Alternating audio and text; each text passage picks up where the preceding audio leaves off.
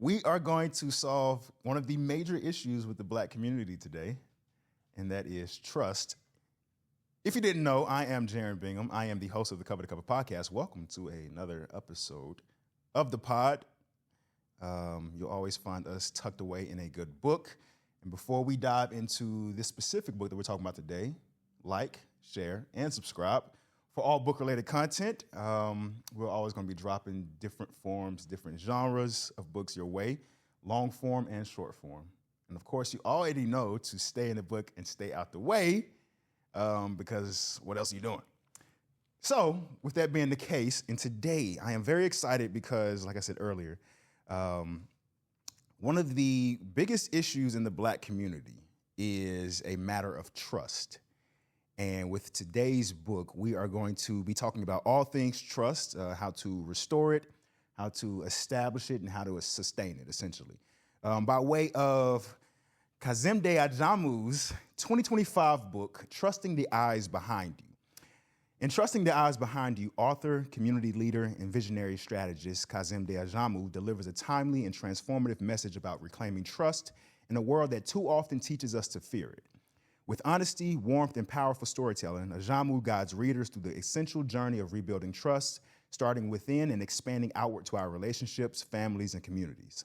This groundbreaking book explores how generational trauma, cultural disconnection, and systemic inequality have undermined our ability to trust ourselves and each other.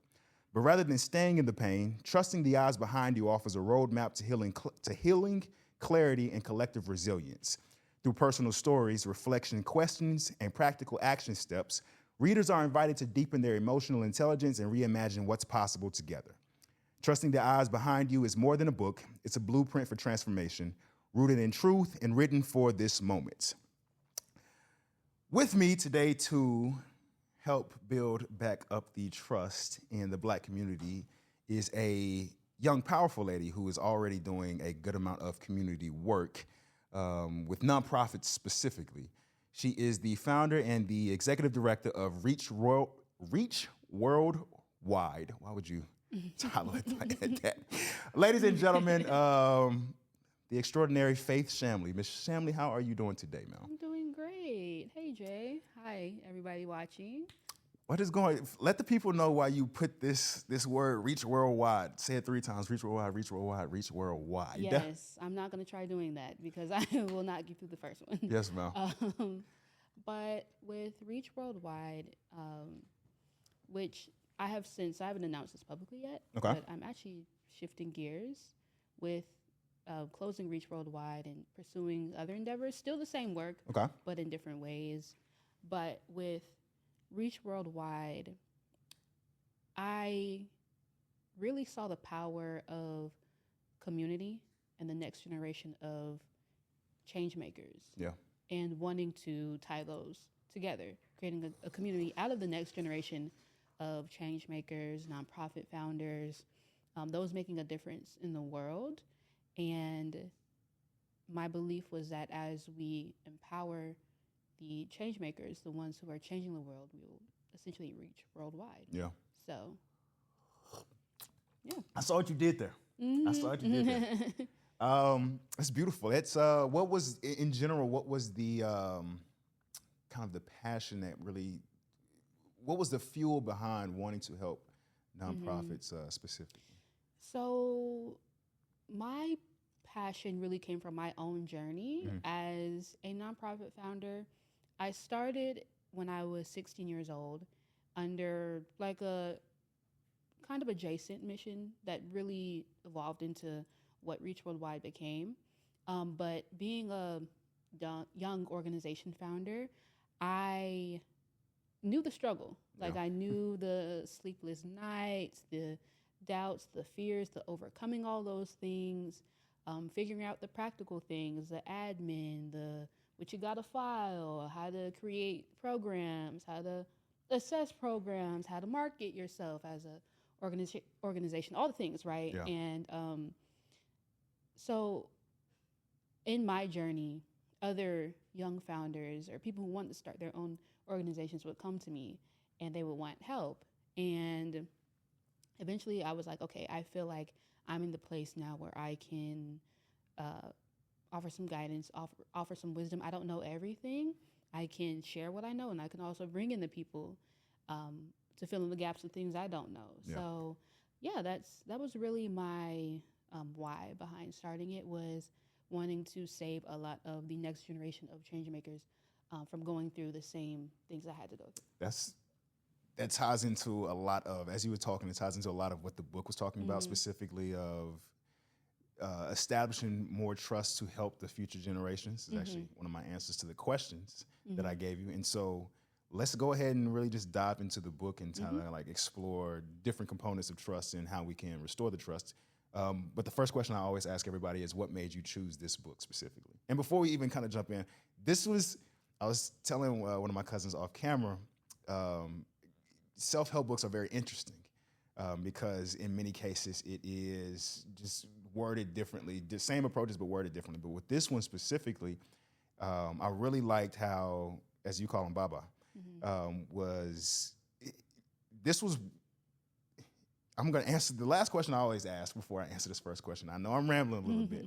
I often ask people, or I often ask, who else would you recommend this book to? I think this book is so good it should be in every Black person's household. Yeah. But yes, before we even let's find out the why of that. Why did you choose this book now? That is a great question. Okay, so for me lately, getting into Black literature has been my self-help. Okay. I've gone through reading a lot of the self-help books written by non-Black people, and they've been good. They've been good. They do what they need to do. Yeah. Kind of. Let me take back that kind of. A lot of them are great. Yeah. Yeah. But I believe that the lens in which a Black person writes speaks to us different. Yes. They also bring in different values as well, because of our culture, and the communal values that we come from historically. Yeah. So, when I was thinking about what book I wanted to do for this particular show, I was like, I really wanted to reflect where I'm at in my life right now. And I just thought this would bring a whole nother extra added lens on top of it. Because, it can classify as self-help in a way. But what I also loved about it and why I chose it is it wasn't just all about us. Mm-hmm. It literally was about we, like as a collective. Yeah. And I don't think that a lot of self-help books give that. It's in the name, self-help. How you can help yourself. Exactly. Yeah. Which is great. We should be helping ourselves, because how can you help others if you're not okay? Yeah.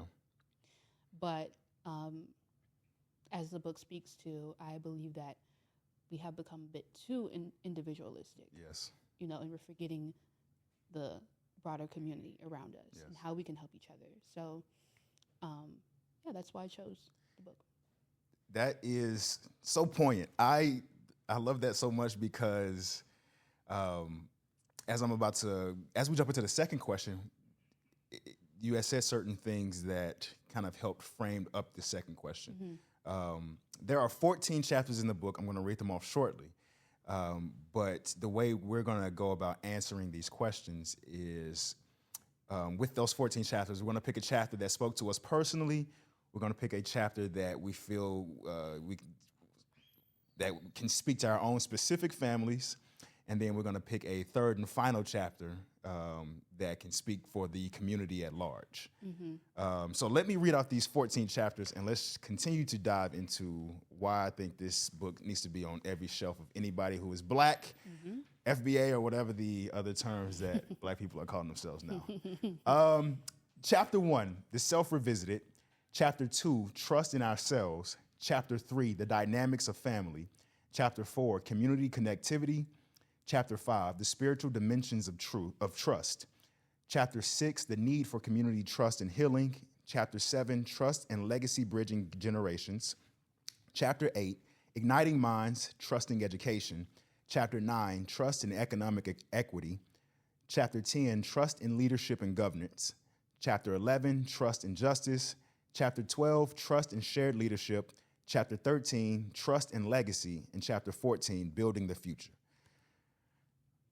So, how are we going to build back the community with trust today? Lady Faith, which chapter spoke to you the most personally? Okay, so I actually wrote this down as I was reflecting. So,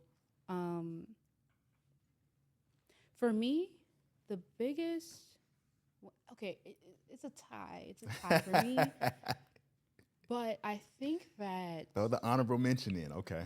Yeah, because we'll get the honorable mention. I'll say the honorable mention is community connectivity, obviously, because I am so big on community. Yeah. And that's also something that I'm about to start research on in my academic journey. Okay. So we'll get into that later. But the one that spoke to me the most was chapter 2, Trusting Ourselves. Okay. Because of my own personal journey of growing up in a Christian household, but specifically, it wasn't the growing up in a Christian household that did it. That planted the seed. I just took it really far and got involved with some like really extremist ministries, Okay. if you will. Okay. That had nothing to do with my parents, okay? It had nothing to do with how they raised me. It was some just different groups and even like online Christian creators that influenced me probably when I was like, I would say maybe starting around 17 years old. Okay. 17, this period was between I was like 17 to about 20, 21 years old. Okay. Where the teaching was you can't trust yourself. You can't trust other people. You can only trust God. And so when I tell you I had no self-trust, I didn't know how to like trust my thoughts, my critical thinking, any of that, because we were literally taught you can only trust God. So the journey of self-trust, once I kind of came out of that, was really tough for me. Like it was to the point where like we were taught like when you get up every day, you need to and say like you want to go to the grocery store, you need to ask God, okay, which grocery store should I go to? That's some name drop. No name drop. No name drop. No name drop this episode. Like, hey yo, if you can't even make the decision what grocery store you can go to because God has to tell you. Yeah. That's a lot. So and you said this wasn't either your parents.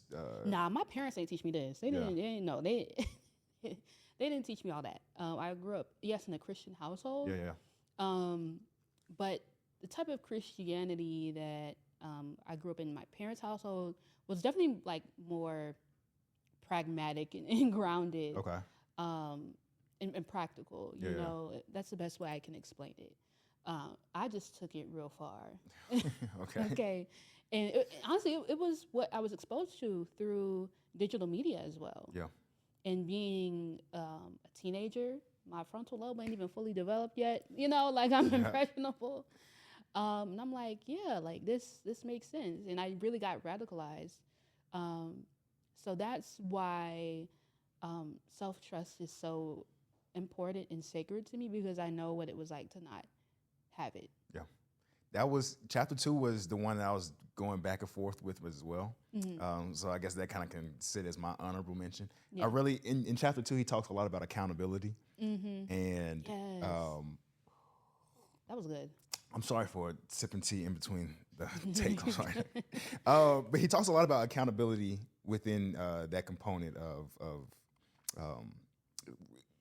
revamping or restoring trust. And in fact, he says, trust begins with the belief that we can make sound decisions, but it deepens when we hold ourselves accountable for the results of those decisions. Mm-hmm. And again, this was, as you can see, I kind of like, I even notated the epigraph in it. The epigraph says, accountability is the glue that ties commitment to results. Mm-hmm. I notated this chapter a lot, and when I was kind of like, oh, this is only chapter 2, I'm like, I must be in for a really good read. And so ultimately my answer to which chapter personally I enjoyed so much was chapter 6, the need for community trust and healing. And I know that it's, I said personal, but this one speaks more to the community. But I feel as if specifically with this podcast and kind of where we're kind of aiming and going with it, I see a personal responsibility to put out proper messaging for the community. So that's why this chapter was so powerful to me, because again, I feel like there's so many things that us as Black people struggle with, and I feel like the root cause of it is because of trust and or a lack of it. And which is why, like chapter 6, I just felt like it was such a fleshed out chapter in terms of just how many angles our trust has been damaged. Yes. In fact, so it's let me just, even some of the segments in it, he's talking about, of course, he talks about slavery and the Jim Crow era. And it's interesting because when I've had conversations with people, like those are the only things that they can really reference to the Black struggle in general. And so, often you hear, oh, slavery was so long ago, why are we still talking about it? Or, Jim Crow this, Jim Crow that. And in the book, he's like, no, there was the economic toll of integration, the rise of individualism, cultural disconnection, and the loss of institutions, the cost of unhealed wounds. And he just goes throughout each of those different points and breaks down how the systems had oppressed and suppressed any type of trust or love within that community. And then ultimately, he continues to go within this chapter talking about understanding collective trauma. He says healing begins with understanding our collective pain and recentering ourselves in the values that sustained us. This chapter, the thing, like I said, I appreciate about it, and I feel like last episode I was very scatterbrained. I feel like I'm gonna be very scatterbrained in this episode too, because I'm just really, when I notate heavy in a book, I just know that it's gonna be one of those things where my thoughts and ideas are kind of bouncing all over the place. But within it, that's why I like how he established trust as the foundation. Because it was like, regardless of what all is going on, how sturdy is the foundation that we have? And within chapter 6, like I said, he also provides different ways for the individual to contribute. And I'm gonna just read off a certain segment. He says, the wisdom of the past is not lost. It is waiting to be retrieved and adapted to today's challenges. Supporting Black-owned businesses, investing in Black institutions, and fostering a culture of collective care are essential steps in this process. We must return to the spiritual and communal principles that anchored our ancestors. And I'm gonna read one more verse, and I'm gonna continue to go on a little tangent. 69, he says, spirituality also played a critical role in sustaining truth. While enslavers sought to use religion as a tool of subjugation, many enslaved Africans reinterpreted Christian teachings to align with their own values of liberation and justice. This blended African spiritual traditions with Christian motifs, creating a theology of resistance that affirmed their humanity and right to freedom. The belief that a higher power was on their side strengthened communal bonds as faith became both a refuge and a rallying cry. Yes, this chapter was just so good to me. He even says, even in the most dehumanizing conditions, trust can serve as a foundation for survival, resistance, and ultimately liberation. It's, and I'm going to be answering another question. It's going to sound relatively similar, but ancestral. The study of our ancestors, essentially. And he talks about how understanding what our people went through, the practices in which they did, and it wasn't, I'm going to try to not go on a tangent today. And the reason is because all of these different ideas that are popping up in my mind. It's funny, too, because I had a conversation with my cousin Bradley over there the other week, and we were talking about Christianity. We too grew up in a Christian household, very, very much Christian.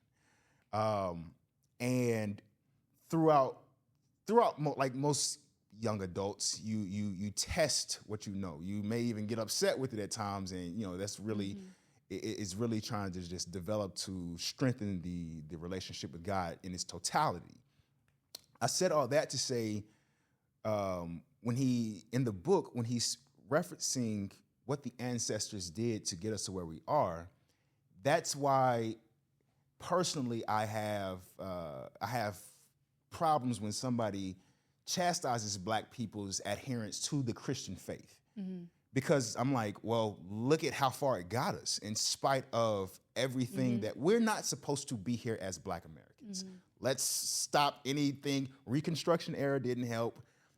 All of the different, and shout out to the white abolitionists and all of these different, that's cool. That's cool. Yeah. But we are strictly here because of our faith in the divine and that we're a chosen people, but I'm not gonna go down that road right now. But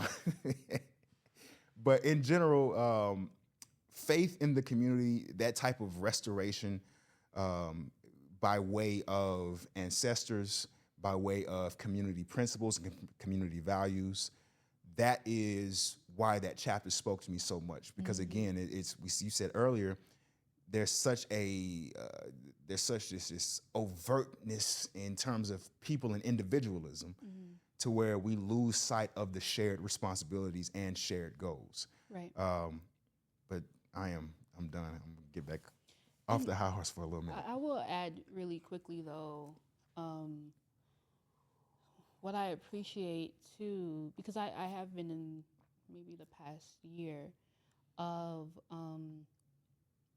really on a journey of embracing ancestral veneration and, what was once deemed demonic. Yeah. Yes, talk it. Talk it. Once deemed demonic in my life, I no longer see it that way. I see it as actually quite the opposite. I see it as liberating, yes, empowering, returning back to who I am, and knowing where I come from. Yeah. And just reading a book that talks to that. I mean, hey, these self-help books written by white folk, they're not going to talk about that. They're not going to talk about that. They're not. They're not going to talk about that. Yeah. But to me, that's a huge part of what we should do as Black people. And it is not even, like he said in the book, I forgot what chapter it was, but he was saying it's not really worshiping your ancestors. It's honoring them, remembering them, and having that consistent practice of doing that and having that be your strength and guide you forward. Oh, I hit the mic. But to guide you forward in this life journey. And it's extremely important. Yeah. So this book is loaded, honestly. Yes. It's so loaded. I have to go back and literally dissect each chapter and apply everything, you know, because it's so much. It is. It was even as I was flipping through it, kind of reviewing it again earlier this week, it brought me back. It's almost like for me, when I read a book for the first time, it's almost like when you hear a song for the first time, or it kind of puts you in a certain spot. So when I was reviewing the book this past week, it was putting me back into, because I must have read this book, I want to say at the top of the year, and so revisiting it, rereading my notes, it almost just felt like a spring of just water. It's almost cleansing my spirit in its own way. It's because there's no wasted words in this book. Not at all. He's not, and he's not. And the thing that there's a number of self-help books will always talk about money. His approach to even talking about money was more so from a community standpoint and how the economic component of trust. It's a good chapter, and I don't think let's continue to talk. Let's continue. All right. I'm slowing myself down. Let's go ahead and jump into question number 3. We talked about the chapter that spoke to us the most. What chapter would you share with your family or families in general wanting to repair trust? Okay. So I actually chose, let me flip to it. So I chose chapter 3,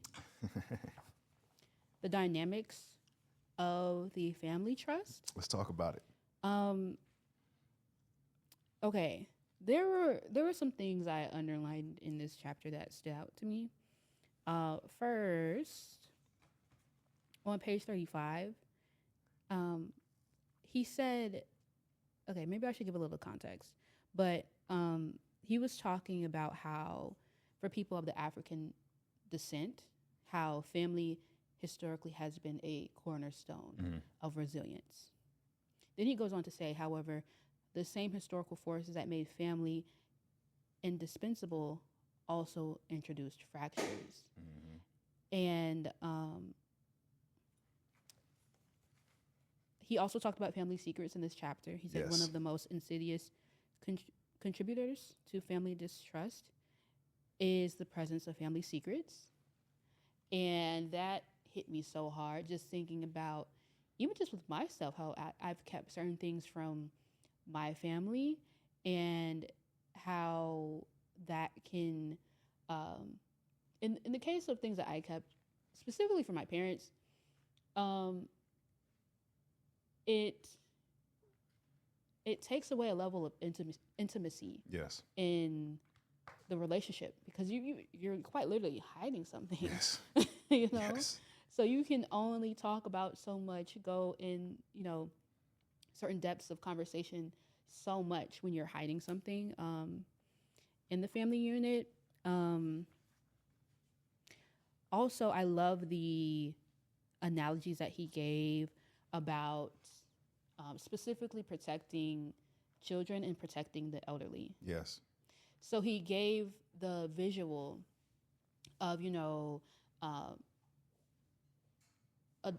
with elderly and children being in the center of a circle, right? And then the adults in the community surrounding them. Yeah. But also, you know, what happens when there's a fracture, like when that circle is broken, or only a few adults are there, and the strain it can put on them, and how it can leave the children vulnerable, leave the elderly vulnerable. It was so loaded with so much. But then he also gave really practical, I guess, action steps. Yeah, he puts action steps at the end of each chapter. Yeah.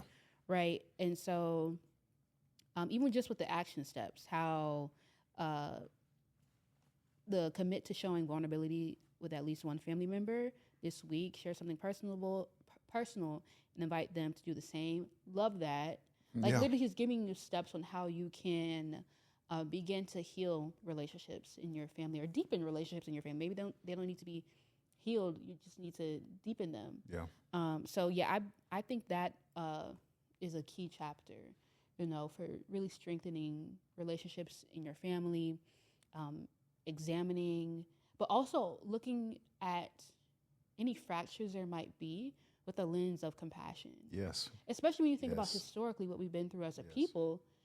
It's a miracle that we're not all crash outs in our families. Like, honestly, we should all be crash outs, if we're being honest. But we're not. We're not. That's amazing. Yeah.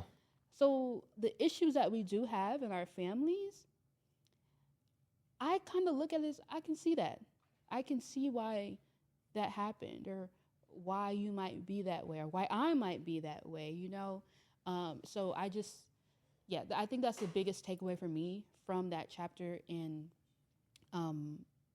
what I would encourage people who really want to work on their family dynamics is to approach your family with that lens of compassion, and not looking at your family just from when you got here in this world. Yeah.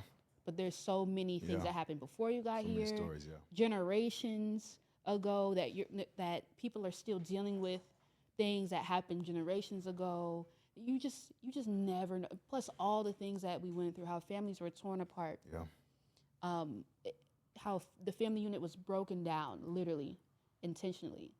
Yet we're still here. Yeah. So we gotta fix it. You know? It's we picked the same chapter. Okay. We picked the same chapter. So when you said it, I was enamored. You had mentioned something too. Yes. At the end of each chapter, he provides both action steps and reflective questions. So you read a chapter, you answer some questions pertaining to the chapter, and then he gives you action steps to implement in your day-to-day steps. Okay. So in this chapter, the word that I wrote down, so I told myself it was empathy. He talks about it. He says, when addressing family secrets, it's essential to approach the conversation with empathy. And even as you were talking, it's a reminder that, especially our generation, we often think that the Eurocentric society's abuse to us ended in 1865, or, with a race riot here and there throughout the 1900s. There was, I like to often remind people, there were church bombings in the 60s all throughout the South. Let's not even talk about political assassinations. There was massive job loss. A lot of the industrial industry ended up downsizing in the 70s. A lot of black people had industrial jobs. So you have a lot of job loss in the 70s. You have, of course, the cocaine epidemic in the 80s. And then, of course, you have mass incarceration in the 90s. I was born in 1990. So for all intents and purposes, my parents have experienced, or they know somebody very close who has experienced these things. And then it's the thing, too, that I often like to remind people is there are components of brute force and brutal history that we don't know. Yes. That, I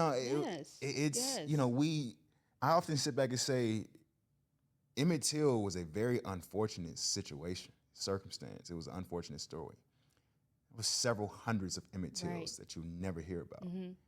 And black people specifically had to internalize this and still had to go out and raise families, still had to go out and work underpaid jobs, longer hours, still were completely assaulted against by the socioeconomic system of America.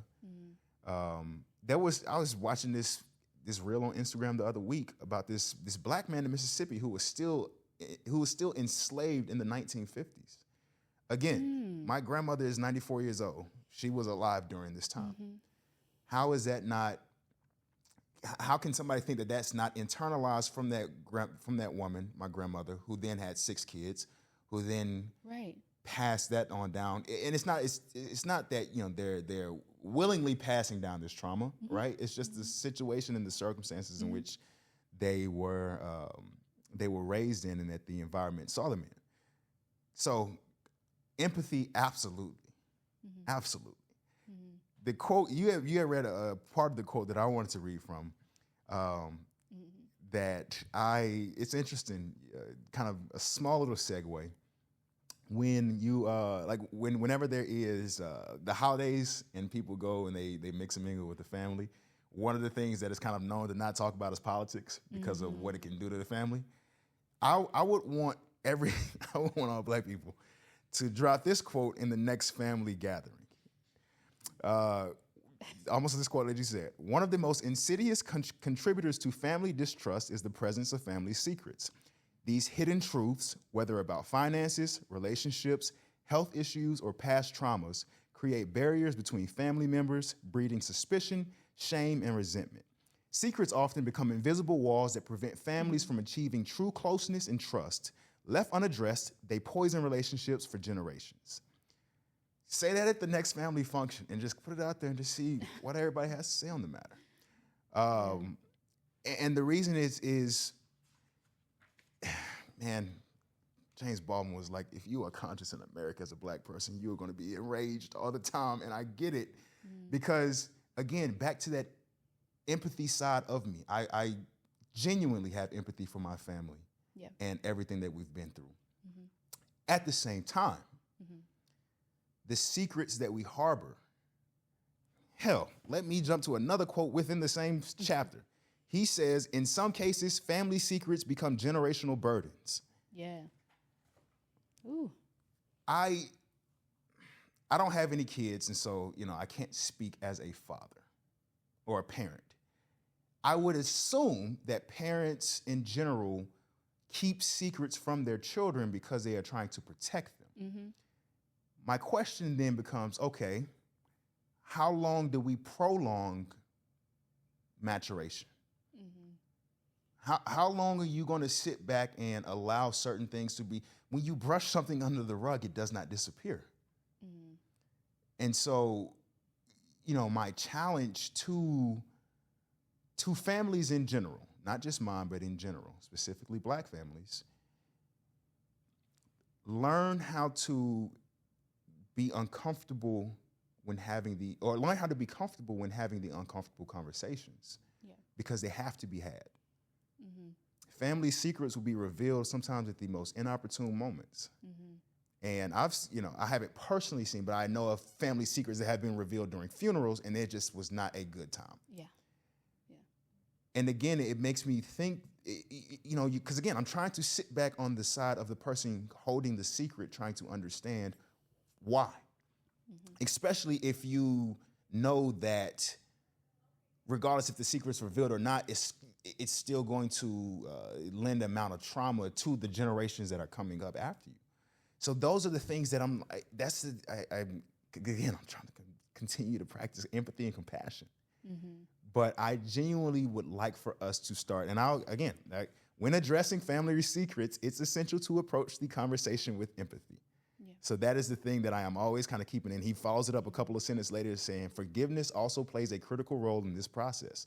This is under the segment in the chapter, Healing Through Transparency. So this chapter to me was, I think I put at the end of my, in the notes, I put the end of, this is one of my favorite chapters, because there has been, since 1619, at least the first documented slaves, there has been an overt and a concerted attack on the Black family on levels that are demonic, satanic, barbaric. We can't even truly fathom. It's books like this, it's chapters like this, it's messages like this that can start the process of healing. And so I've said a lot. I want to say one more thing too, because you kind of touched on it as well. I actually want to say two more things. He talks about the role of the elders.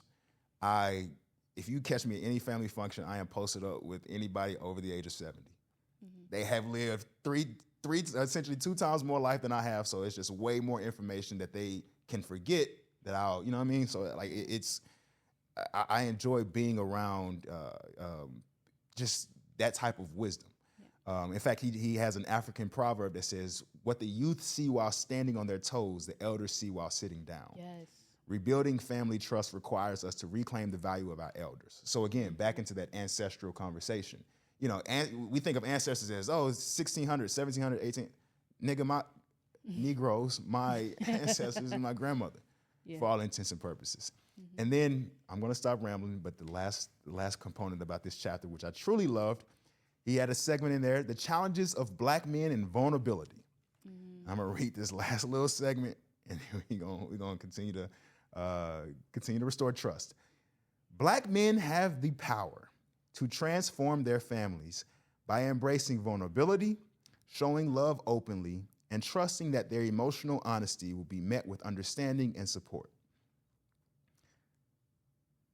None of that is brute force. None of that is machismo. None of that is just a man's man. That is being able to show the full array of your own emotions. This is a book that I just got done reading, The Man, the Moment Demands by Jason Wilson. I'll put the video, or I'll put the post up in the, and he talks about the 10 characteristics of a comprehensive man, as he calls it. And essentially with that, he is destigmatizing men and just the overt bravado of our existence. He sits back and says, a man is somebody who can love when it's time. A man is somebody who can heal when it's time, who can forgive, who can cry when it's time. Again, I understand that we have such a diluted and broken trust because of the history of what has happened to us, specifically Black men. I say specifically all of Black people, but when I'm thinking towards Black men and how we can fix some of the problems, specifically our family, again, he doesn't he doesn't sit back and say black men have the power to transform their families by getting a new job or, $100,000 salary. None of that. It's very personable, very poignant intangibles that can help truly affect the family. All right. And then rebuilding the family circle also requires practice. Trust isn't restored overnight. Mm-hmm. As you can tell, yes, I loved that chapter because I've seen families thrive even in their own levels of dysfunction. Kind of like even to your point, where you're like, all of us should be crash outs. Like we all have like certain levels of like dysfunction within us, and yet I've seen families be able to kind of like still press forward and still, like be pillars in the community. Yes, it's amazing. And so I'm like, okay, well, what can we do now once we genuinely love each other, once we like aren't genuinely plotting and having ulterior motives? And to me, that's what I feel that this book can do, is we can look at each other with more empathetic eyes. You know what I mean? I think I've caught myself on that recently. You'll see it. You turn on the news at night, you see some unfortunate violent crime, and then they put the mug shots up of, some young black boys, maybe 17, 18 years old. And then of course everybody's conditioned to, speak derogatory energy towards those individuals. But over time, I was just kind of like, where was this person's incubator? Where was their family that was able to kind of really reel them in? And, of course, not every family, even the most perfect families, aren't necessarily without their flaws, if you will. But at the same time, I'm always just concerned about where a person's guidance is coming from. If it's not ultimately coming from God, which it should be from everybody, but in general for the more tangible or the more present individuals, where are you getting your influence from? Right. Okay, I've said enough. I feel like I have really been going off a little bit a minute. Do you have any more to speak on the family function, ma'am, or should we finally bless the community? So real quick, just one last, I guess, practical thing I think that the viewers can do. Baba Kaz talked a little bit about,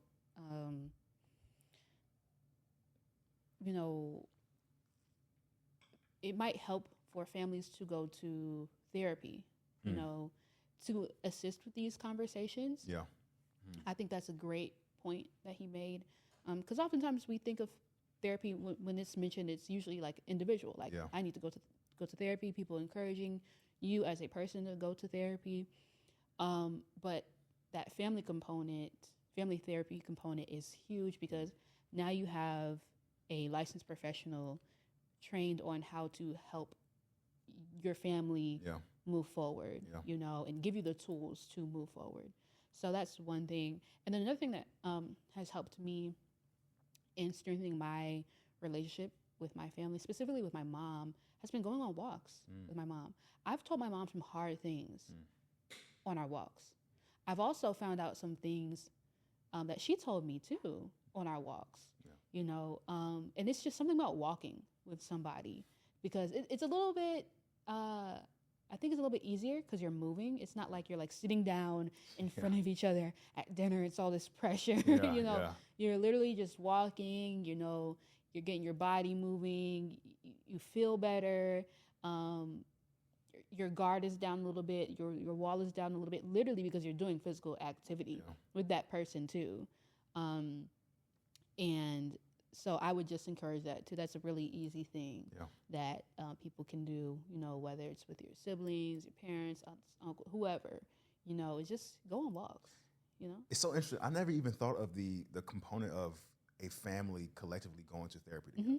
I've never, because usually when you hear of family therapy, usually when I think of it, I think of just couples, just married couples, but the whole family. Get that therapy. I think and the things, like we said too, a licensed therapist is, for all intents and purposes, is they're seasoned, they're well versed in conflict resolution. I think a lot of people don't know how to resolve Yes, conflict that's huge. in real time. That's huge. And so we often revert back to those things. And then, of course, we have damaged trust. So Yeah. we revert back to those things to kind of make us at least feel like we're in control of whatever the situation may be. But yes, I think going on walks, I'm always telling people to touch grass. You always got to touch. I mean, I've said it on a couple of podcasts that nature is the world's biggest therapist. And so I think that is, yes, I'm liking this episode thus far, even as I'm kind of like spotty brain with it. We solved our own trust issues. We solved the family's trust issues. Now let us talk to the community at large. Listen, All 52 million Negroes who are at least documented on the U.S. Census as of 2024, as of 2026 in Trump's America, who all of them have fled now, so who knows. Number 4, in an effort to save our community, which chapter would you share with them? I chose chapter 4. Okay. Community connectivity. I love this chapter so much because it really talks about like the almost, it's like the disease of individualism and what it's caused. It speaks to how things used to be for us historically, even back to our homeland, and even when a lot of us first got here, we still carried those values from our homeland to being brought over here to the U.S. But over time, that got eroded. I want to read a little passage that really stood out to me. Go crazy. For people of African descent, the concept of community has always been deeply embedded in our way of life. We come from cultures where the collective good was prioritized, where each individual played a role in ensuring the survival and prosperity of the whole. Communities thrived on collaboration, with everyone contributing their skills, knowledge, and resources for the benefit of all. This approach to living created tightly woven networks of trust where individuals understood that their success was tied to the success of the group. I thought that was such a interesting concept. Yeah. Your success being tied to the success Of the group. Yeah. That is such a foreign concept to so many people. Even that's kind of like new to me how that was worded. Even though that's a value of mine, I thought that was worded beautifully. But then he also went on to say, but in modern times, this sense of communal trust has been eroded. The rise of individualism, coupled with systemic forces designed to fracture our unity, has left many of us feeling isolated and disconnected. The shift from we to me has created a vacuum, one where competition often takes precedence over collaboration. And mistrust undermines the potential for collective progress. He gets a little hope. Despite these challenges, the power of the collective remains within reach. So I truly do believe that. Yeah. But I just love this chapter because along with like everything that we've been through systemically and historically as a people, we also have to think about how capitalism is beating everybody up right now. It's beating everybody up, no matter who you are. Yeah. And dare I say, even the people at the top. Yes. It's I wouldn't say it's beating them up in the way of like they're going through the struggle, but the monsters, that a lot of the people at the top are becoming because of this machine called capitalism that they're feeding into, and it's eating them up too, just on a soul level, I believe, Oh, yes. Yes. So it's like, that's why I just love this chapter, because that's a conversation I have often with my partner, with my friends, especially on the effect of capitalism and how it's like you've got to fight every single day. Every day. Not to just solely practice individualism because Yes. it's hard out here. Yes. So it's like I can understand why everything is a competition and why everybody's fighting for the top spot because in a way, most people are in survival mode. Yeah. But I don't think that most people understand that the way we're going to be able to get through is through community and by coming together. Yes. Like that is the antidote. Yeah. Even though capitalism is what's pushing us away from each other and in fighting for those top spots or whatever it is, so you can survive. That is going to end in such a way where it'll only crash and burn. Yeah. You know, so if you want to if you really truly want to save yourself, you have to go back to saving everybody, if that makes sense. Like this is a community thing. That's the only way I see ourselves coming out of this. Yeah. Okay, because it's bad.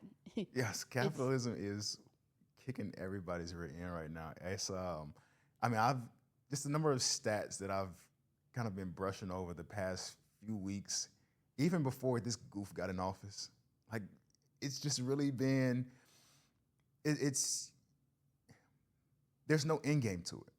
Right. Right? You know what I mean? Like, it's either you are very tired and you are 70 years old and you can't retire because it is just a constant rat race, or you have legitimately sold your soul and you're well off, but your kids won't even talk to you. Mm-hmm. And there's nobody wants to be around you. Yeah. So there's no, I don't. Yeah. It's capitalism is an interesting, listen, this is a conversation about trust and how we can rebuild it. I'm not going to go into many of my wild tangents right now. And capitalism and what I think how it will affect the country in the next 50 years is for another conversation and another and a stronger drink. But yes, to those points, Baba was talking about in the book that the true restoration it only happens when we come back and pull those resources together. We had moments of shine within capitalism. Yeah. When there wasn't integration. Mm-hmm. But even then, that shine was then depleted because, again, white people, as they are most commonly known to do, bomb you when you're doing even relatively good. Yeah. Empathy, compassion. I chose chapter 7, Trust and Legacy Building Bridges. This chapter was I'll just read the quote and we'll go from there. The legacies of trauma and systemic oppression do not erase the brilliance, strength, and resilience of our ancestors. They amplify the necessity of telling our stories with pride. The silence of one generation can fracture trust, but the courage to speak can mend it. Mm-hmm. If we don't care or if we don't know about our history, then who is going to teach it to the upcoming generations? Mm-hmm. Do we really trust white institutions to properly document and push the history of our people to our children and grandchildren? It's even as I continue to kind of brainstorm this freaking podcast, and I'm like, man, in my own head, I'm like, man, I've had nothing but black guests. The other side of my shoulder is just kind of like, white people. There's plenty of white people to tell white people stories. Yeah.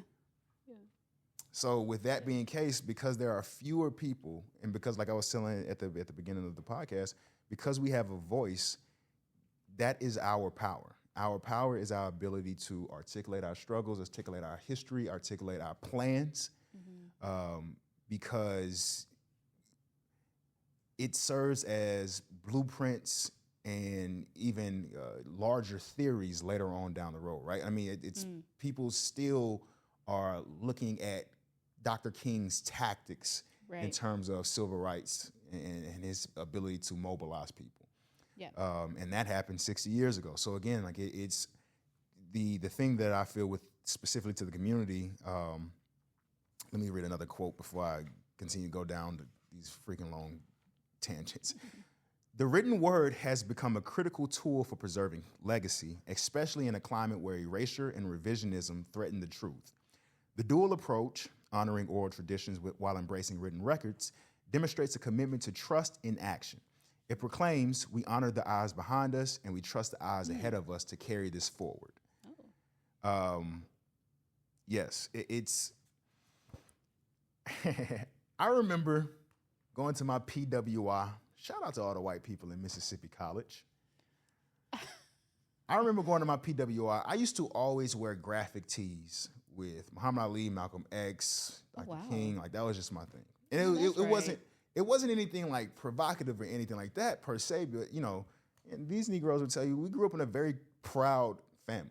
Mm-hmm. Like, you were going to, if it was one thing you're going to be proud of, you're going to be proud of being black, regardless of wherever you were. And it was just interesting to me because a lot of times as I wear these graphic tees with my legit civil rights icons and heroes, these white people will be pushing back and like trying to be coming at me all left and right. And I never, you know, I was a young 18, 19-year-old at the time. So I'm just thinking, I'm like, damn, like, you know, you really don't understand why Muhammad Ali was, you know, didn't want to go to the war. It wasn't anything, he wasn't a draft dodger. It wasn't like he was scared. I'm up here arguing with white people. That's one thing that I've learned. One thing that I've absolutely learned is I do not argue with white people. There's nothing to argue about. There's nothing to argue about. Yeah. If you can articulate to me anything past Muhammad Ali, Martin Luther King, and Malcolm X in terms of civil rights activism, ain't none of us talking about, bro. Back to my dear community, the black community who I love so dearly. What are you doing in your community is essentially what the book is pushing. And you don't have to sit back, drop turkeys off every Thanksgiving. You don't have to sit back and be the six-figure earner running around giving money to the kids. I grew up on, I'm not going to name the street I grew up on. The street that I grew up on, everybody took care of everybody. Yeah. There was Mr. Wesley up the street. He was a firefighter. We used to stay at his house whenever we get dropped off the bus before our parents got home. Right. He had the Rousers, who they were always making us.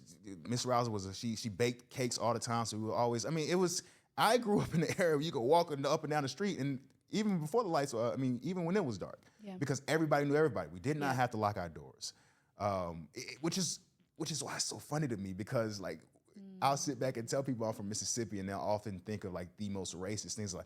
Have you ever seen the Klan and like just different things like that? And I get it, you know, Mississippi's history is quite fascinating. But I often tell them like, no, I grew up, I moved twice growing up, and on both roads, on both streets that I grew up on, black people everywhere. Mm-hmm. Black people who were helping everybody. Yeah. Like, you would get in trouble about something that happened down the street. By the time you get home, they done already called up your pops, let them know what's going on. So it's just a spanking waiting to happen. Yeah. But again, it goes back to that adage, it takes a village to raise a child. Mm-hmm. I am most certain, even in 2026, that us as black people en masse still do that. I don't trust mainstream media outlets that tell us that we don't do that. Are there outliers? Absolutely. But I think there is more community work that is happening, but it does not benefit white media outlets to let it be known that it is happening. Let me jump back into this book before I go on down my own little rabbit holes. Lady Faith, I thank you for literally this book is so good. Like, I'm gonna just read just random quotes that I have in the book. Addressing this require internalizing false narratives imposed by oppression perpetuates cycles of trauma. Addressing this requires more than acknowledging it. It demands a transformative process of reclaiming history and reinterpreting it as a source of pride and empowerment. Reframing narratives of oppressions as stories of resilience is an essential part of this healing process. The same history that carries trauma also carries triumph. I may have had this conversation plenty of times. You know, I don't care to see any more slave movies. That necessarily doesn't mean that I don't think that there's not stories that can be told within a narrative of a slave film. But in general, when he's sitting back saying, we have to refine what our history means. I feel like as Black people, and I almost feel spoiled, especially in a city like Atlanta, like we do that every day. We do that all the time. You take 2 or 3 different turns on any Atlanta street, and it's Benjamin E. Mays, it's Hamilton Homes, it's just all of these different icons who have Joseph E. Lowry. Joseph E. Boone. It's so many people who put their lives on the line for their communities, and that's the common denominator, is that these were selfless individuals. These weren't people who bathed and basked in individualism. And I think that is the message ultimately that I got, that I wanted to put out to the people, was that community work is, for all intents and purposes, a selfless act. Even if you are doing the heavy lifting, it's still not about you. Yeah. And I think that the more we understand that, the more we can be grateful for the work that we are actually doing in real time. Yes, that get your hands on this book. Get your hands on this book. Get your hands on this book.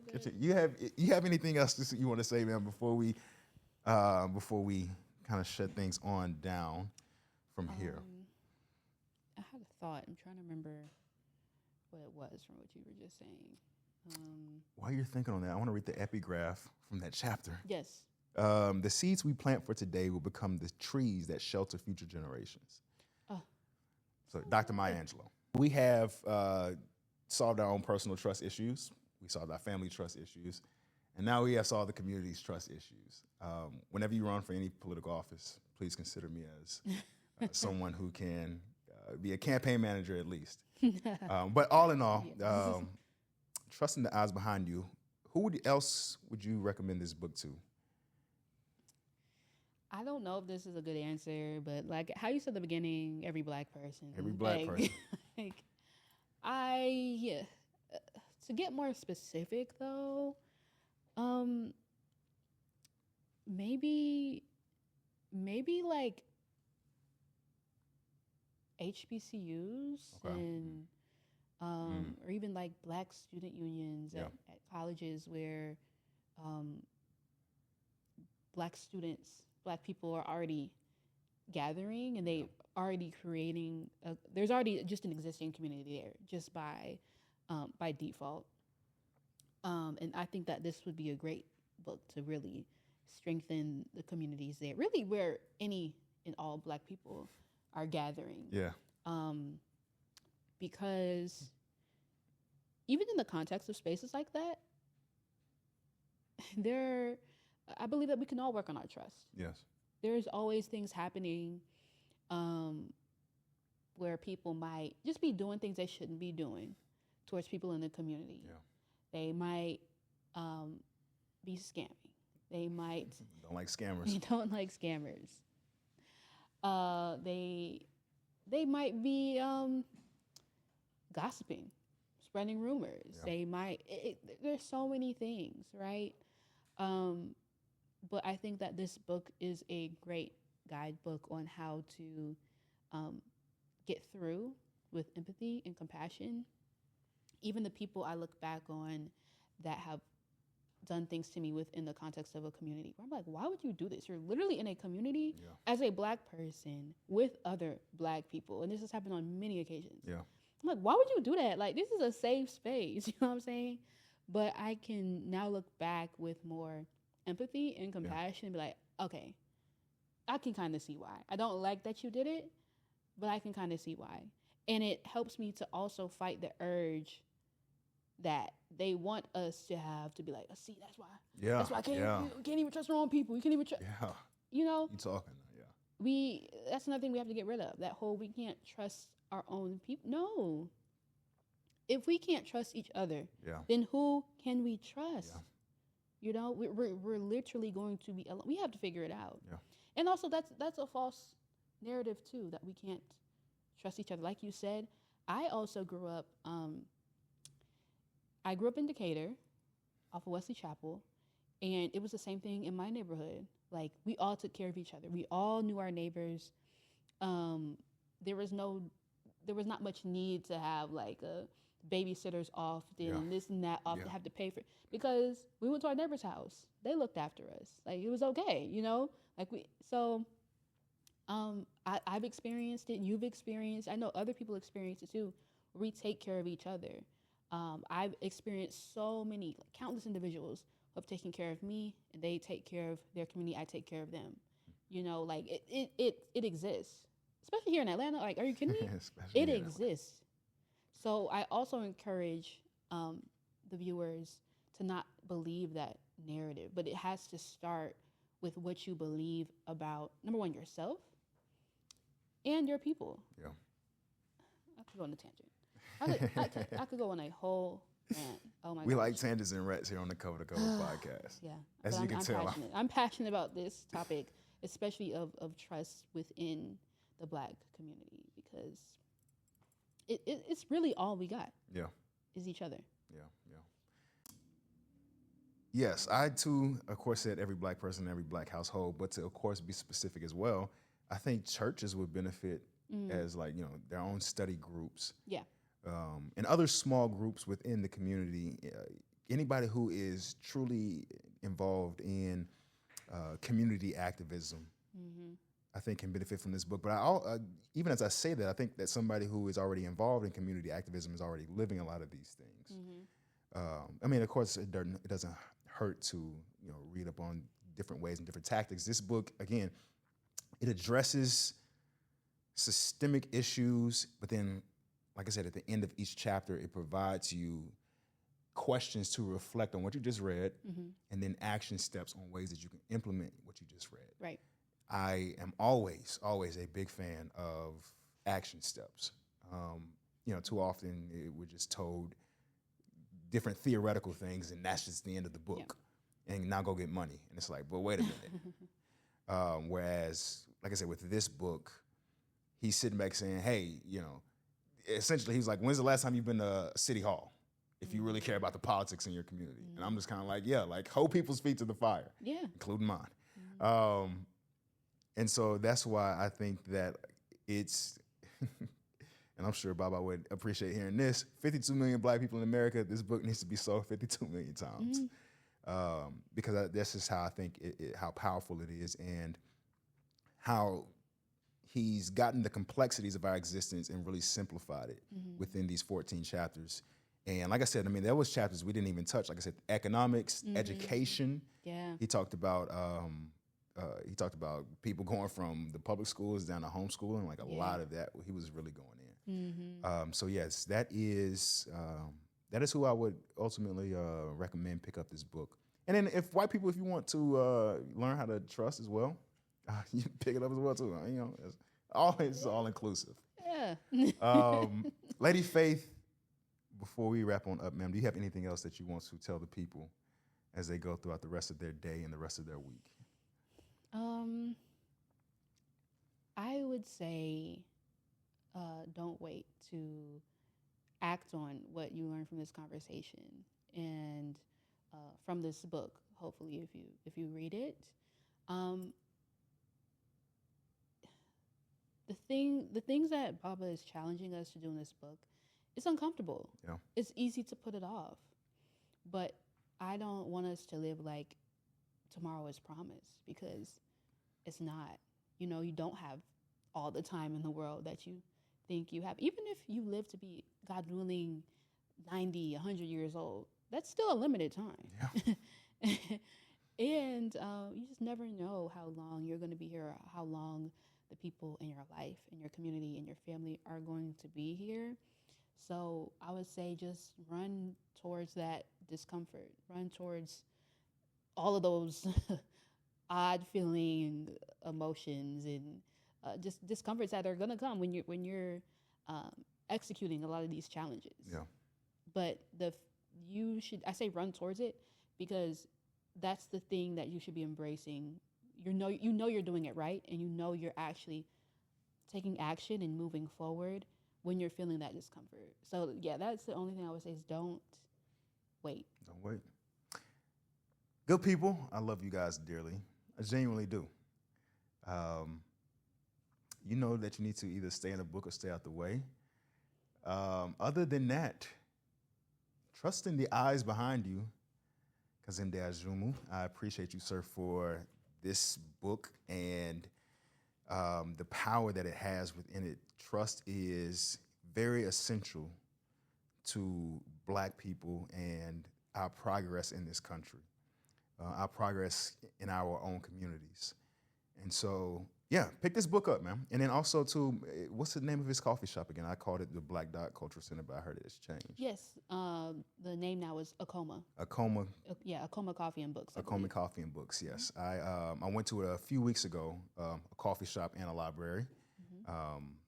Wonderful spot. All the way in Stonecrest, Georgia. And that's another thing, too. I was just kind of like, I'm like, bro, I like seeing hubs of Black people that aren't necessarily in the main city. Yeah, we out here. Yeah. That's my neck of the woods. So. Yeah. So, Miss Faith, I appreciate you, ma'am, for stopping on by to the Cover2Cover Podcast. I appreciate your message and your voice. Absolutely. And Thank you for having me. Of course. I feel that it's going to do a lot of change. And so excited to see what the rest of 2026 looks like for you. God bless you, ma'am. And again, I appreciate you coming on. Okay? Thank you so much. I appreciate you. This has been another episode of the Cover2Cover Podcast. Like, share, subscribe. Stay in a book. Stay out the way. Have your good week.